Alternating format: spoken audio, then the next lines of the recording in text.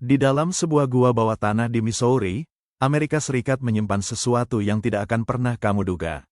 Bukan emas, bukan senjata nuklir, tapi keju, 1,4 miliar pound keju. Dan ini bukan lelucon. Cerita ini dimulai dari kebijakan pemerintah AS yang terdengar masuk akal di atas kertas. Sejak era PD2, pemerintah Amerika memberikan subsidi besar-besaran kepada industri susu, tujuannya menjaga harga susu tetap stabil agar para peternak tidak bangkrut.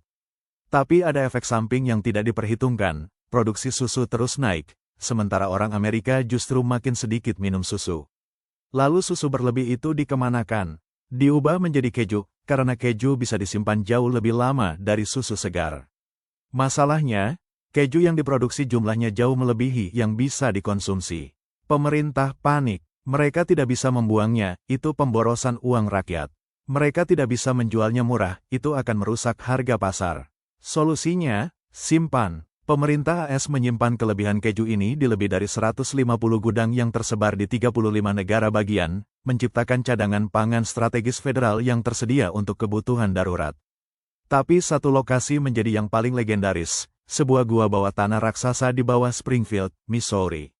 Dengan suhu yang konstan dan kelembaban terjaga alami, gua ini menjadi tempat penyimpanan keju nasional terbesar di dunia.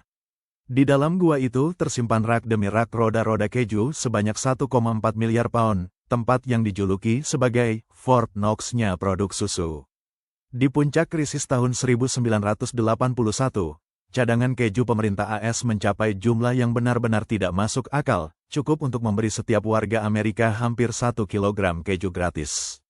Presiden Reagan akhirnya memerintahkan keju itu dibagikan langsung kepada warga miskin dan orang tua yang menerima bantuan sosial. Jadilah program yang dikenal sebagai government cheese, keju pemerintah yang menjadi bagian dari budaya pop Amerika hingga hari ini. Keju pemerintah ini juga digunakan di dapur militer selama PD2 dan di sekolah-sekolah sejak tahun 1950-an.